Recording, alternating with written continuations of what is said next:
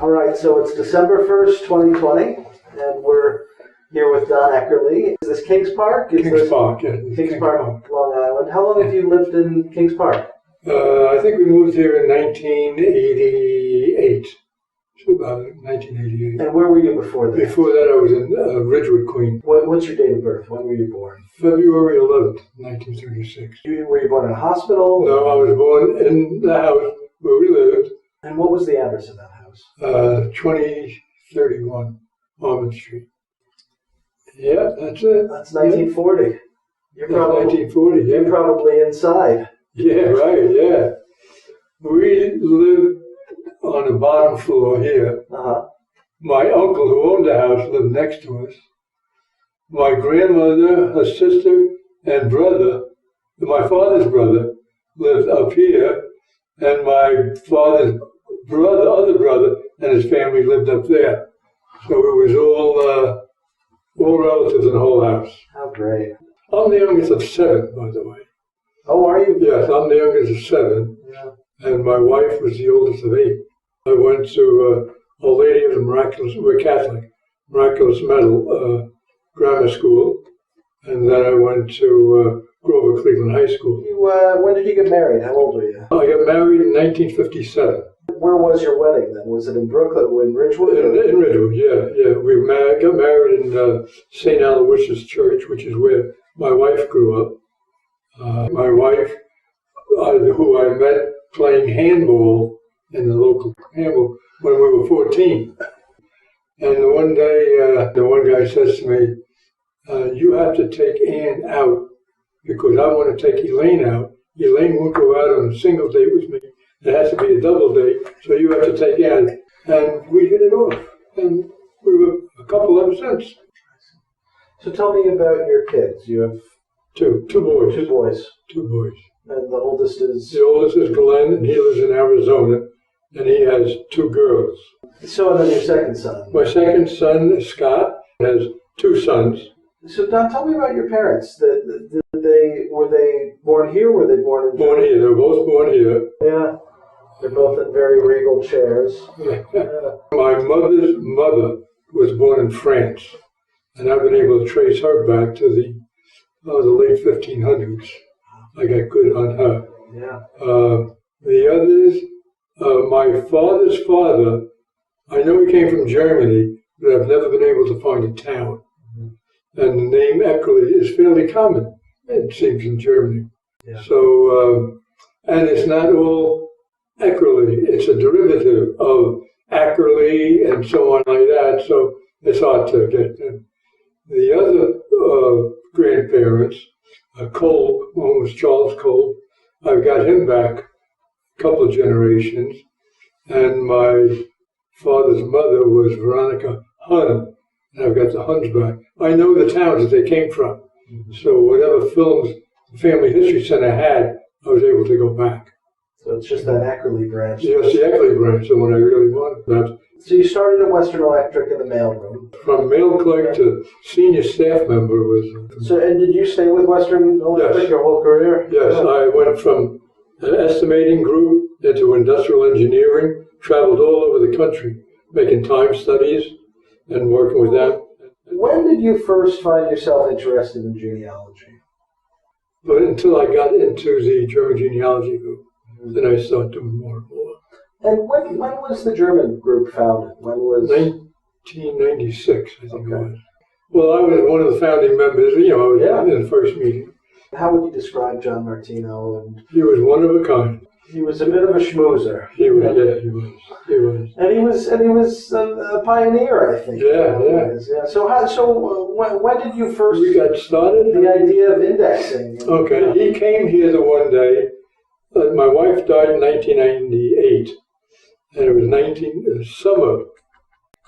spring of 1999. He came right on my deck having a beer, and he says he had heard that the Jewish genealogy group in Manhattan, not the local one, but the one that had put some records up for people that they could search, and it was free. He said, "Why don't we do something like that?" So the first thing we did then is he said he wanted to start with naturalization records. So we went out to see Ed Romaine.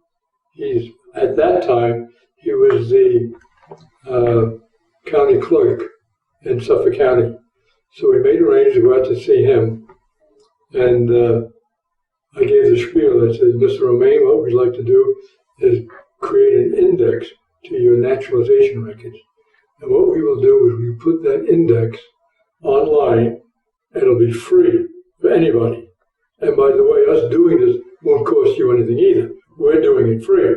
We did that, then we went to Nassau County clerk and made the same, didn't make the same thing. We just said, this is what we did in Suffolk County.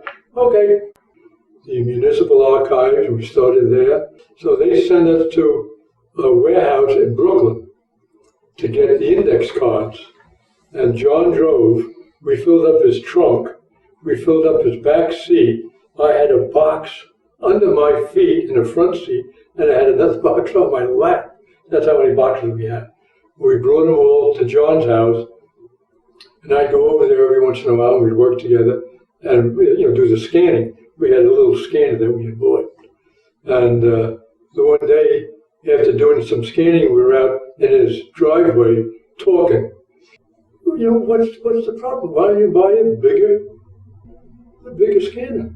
So John said, well, I'd love to, but they cost too much. We can't afford it. I said, how much do they cost? And John said, well, the one I like that would really do the job costs a little over $3,000. And the guy says, send me the bill, I'll take care of it. Just like that. I went with John Martino the one time to St. Joseph Patron, the church. It's an Italian church in Brooklyn. And they had records that they were willing to let him index. So we both went down together to talk with the pastor about it. And, John, him and the pastor were talking about where their ancestors came from in Italy. And then the pastor says to John, he points to me, and he says to John, where did he come from in Italy? And John said, he's a kraut, he's German. And the priest says, oh, Germany, are you interested in German church record? So I said, yeah. He said, I got 2 closed German churches. I have their records here. If you want them, you can index them. Great, yeah. And I did. And what was lucky was that one was, my father was baptized in one, my mother was baptized in the other one. Oh, wonderful. Yeah, I never would have known that. And you didn't know that you just found it from the index? Just found it from the index. What is your fondest find in genealogy? I think when my one sister was alive, we were trying to find out where my mother's mother, she came from France, but we had no idea where. And everything we had, documents that we had on, just said France, with no town name. So we drove up to Rochester, New York, where her brother supposedly lived. And we went through the newspapers up there and found his death notice. And it gave the name Montbron, France. And we got it. I went right away to the Family History Center, and they had a film for Montbron, France. This is great. So I ordered the film, and I start going through it. And I'm thinking, I can't read French, so I don't know what I'm going to do with this. But when I looked through, it had the records in a family group sheet format. In English. Oh. In English.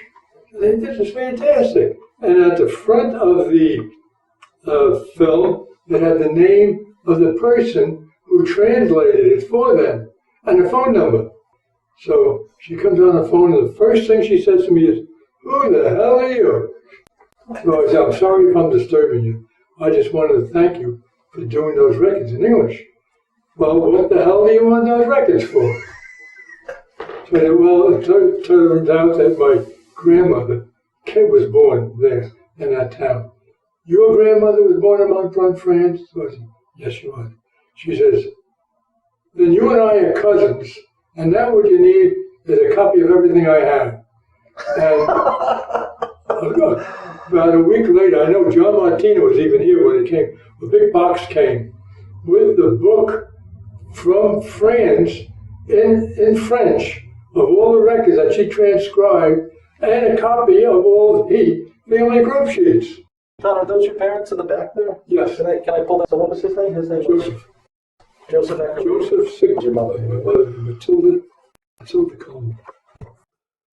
Those pictures look like they're on the same day. Probably were. Yeah. They're both in very regal chairs.